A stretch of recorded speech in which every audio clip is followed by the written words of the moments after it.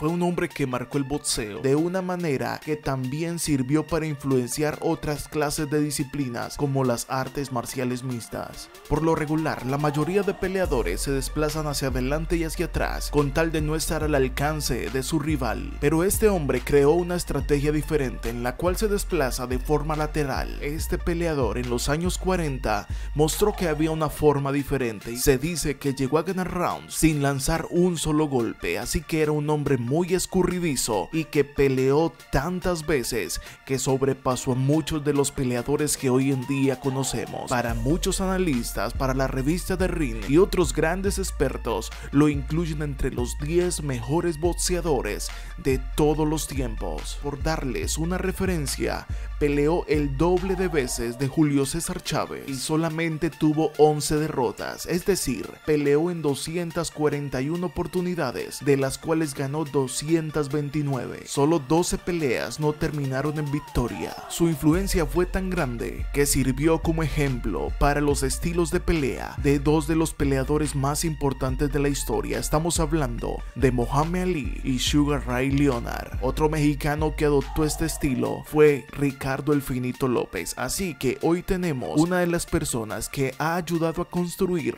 la historia del pugilismo y lo que se puede calificar como un buen boxeo. Hoy la historia de Willie Pep.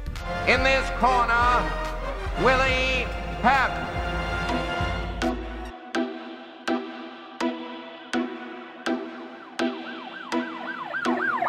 Guglielmo Papaleo nació en Connecticut el 19 de septiembre de 1922, hijo de inmigrantes italianos como Rocky Marciano, Tony Canzoneri, Jair LaMotta, Rocky Graziano y otros grandes peleadores que influyeron mucho en la historia del deporte. Willie Pep, como empezó a ser conocido más tarde, empezó su vida en medio de la pobreza. La década de los 30, marcada por una crisis económica en los Estados Unidos, tenía muchos niños trabajando en la calle. Willie Pep era uno de estos. De pequeño aprendió a ganarse el dinero lustrando zapatos, pero en esos mismos días conoció lo que le serviría como una profesión el resto de su vida. Por allá en 1938, Willie empezó a desarrollar su carrera amateur en la categoría Super Mosca y Gallo. En 1940 empezaría su extensa carrera como pugilista profesional. Él no sabía que iba a marcar la historia, que iba a ser uno de los hombres que inspirara a generaciones venideras. Su gran talento lo llevó a enseñarle al mundo uno de los primeros boxeadores que mostró un estilo novedoso. Para esa época estaba basado solamente en táctica, ciencia e inteligencia sobre la base de una gran velocidad. Una famosa frase de Pep es: golpea al de enfrente tanto como puedas, pero no dejes que te lastime. Esta frase lo llevaría a desarrollar su forma de pelear tan diferente. Pocas veces o casi nunca lo podías ver arrinconado en las cuerdas. Su forma de moverse lateralmente marcó el boxeo de una manera que también sirvió para influenciar otras clases de disciplinas como las artes marciales mixtas.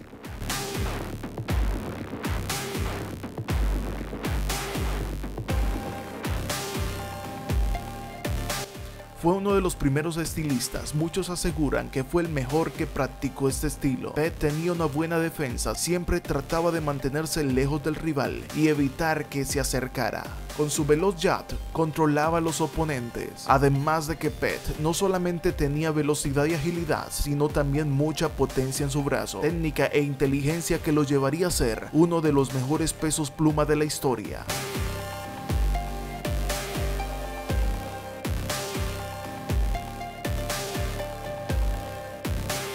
Después de su debut en 1940, realizó en tan solo 2 años 56 peleas. Nadie le pudo ganar en esta cantidad de encuentros. En aquellos años 40, la frase libra por libra empezó a hacerse muy común, pues Willie Pep compartió la misma época con Sugar Ray Robinson, el hombre que inspiró la frase del mejor libra por libra. Willie Pep estuvo en el top en los años 40, pero Sugar Ray Robinson seguiría aún más más allá, pues fue uno de los grandes peleadores. Es más, hoy en día es conocido como el más importante de la historia. Esto lo único que hace es que en aquellos momentos de los 40 y 50, los espectadores del ring vieron grandes peleadores donde coincidieron grandes nombres que marcaron este deporte. Es más, se dice que Robinson y Pep se encontraron en una pelea de exhibición. Los dos pelearon ese día que ganó Robinson, aunque para ese momento Robinson se hacía llamar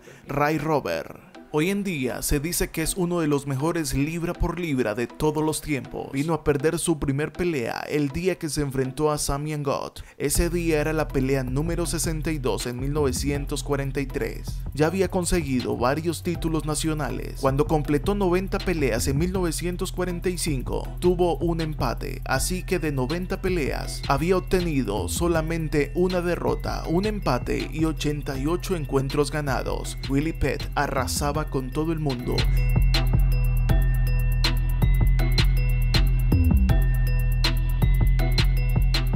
Para el año de 1948, en el mes de octubre que enfrentó a Johnny LaRusso, llevaba 134 peleas y solamente había perdido una. En 1948 tuvo la primera derrota por nocaut, el día que perdió contra Sandy Saddler. Pero para este momento ya llevaba 137 peleas. Poco tiempo después de que había ganado todo lo que había podido en la década de los 40, Willie Pett se transportaba en una aeronave. La aeronave se precipitó a tierra y hubo un grave accidente en donde murieron 3 personas y 18 personas resultaron heridos. Willie Pett estaba en ese avión, sufrió graves lesiones, se fracturó una pierna y recibió lesiones que todo mundo pensó, aún los médicos le dijeron que no podía volver a pelear. Pero Willie Pett tenía algo, una valentía dentro de sí que lo llevaría a pelear como que si no pasara nada. Se levantó de la lesión y brindó la mejor pelea de su historia, el día que se enfrentó en la revancha contra Sandy Saddler. Esto en febrero de 1949 en el Madison Square Garden. Se vivió una de las peleas más importantes de la historia. La pelea duró los 15 rounds y ese día consiguió nuevamente los títulos que había perdido contra Saddler, brindando una de las peleas que quedó guardada para la historia. Todo esto por la importancia que tenía, pues peleaba después de venir del grave accidente que por poco le cuesta la vida. Salió de este momento tan difícil para convertirse campeón mundial y siguió demostrando que tenía mucho más para seguir peleando. Hay que resaltar que esta segunda pelea entre Willie y Sandy tuvo algo en particular que fue lo que lo hizo más apasionante. La pelea fue épica, pero también brilló por su ausencia el árbitro, así que al parecer los dos se dieron golpes sin que nadie los controlara. Esto hizo de que la pelea fuera épica. Su rivalidad contra Saddler fue tan fuerte que se enfrentaron en 4 ocasiones en donde Willie Pett perdió 3 de ellas, todo por el poderío de knockout que tenía Sandy Saddler. Willie Pett marcó el pugilismo. Para 1959 había peleado en 231 oportunidades, de las cuales solamente había perdido 10. Es increíble la cantidad de peleas que hacían estos hombres. Esta pelea 231 fue contra Sonny León, pelea que se realizó en Caracas, Venezuela. Estuvo ausente del ring, pero poco tiempo después se quedó sin dinero, así que se vio obligado a pelear. Hizo 10 peleas más en donde solamente recibió una derrota. Hasta 1966 fue su carrera y decidió retirarse con un total de 241 peleas en donde perdió solamente 11, ganó 229 peleas y solamente recibió un empate. Willie Pett marcó el pugilismo por su forma de lucha tan inteligente. Después de 26 años como profesional, fue un hombre que influyó la nueva forma de pelear, en donde Muhammad Ali y Sugar Ray Leonard son los mayores expositores de este estilo. Sin duda, muchos no conocían a Willie Pett y no sabían de dónde venía la forma de desplazarse lateralmente. Después de haber sido profesional por más de 2 décadas, dándose golpes con cualquiera que le tocaba enfrentarse, vivió muchos años más. Irónicamente, después de tantos golpes, pudo vivir 84 años, aunque los últimos años pasó con la enfermedad del Alzheimer. De todas formas, fue un hombre de mucha resistencia. 84 años, murió en el año 2006, después de haber sido incluido en el Salón de la Fama del boxeo y de haber marcado la historia de este deporte.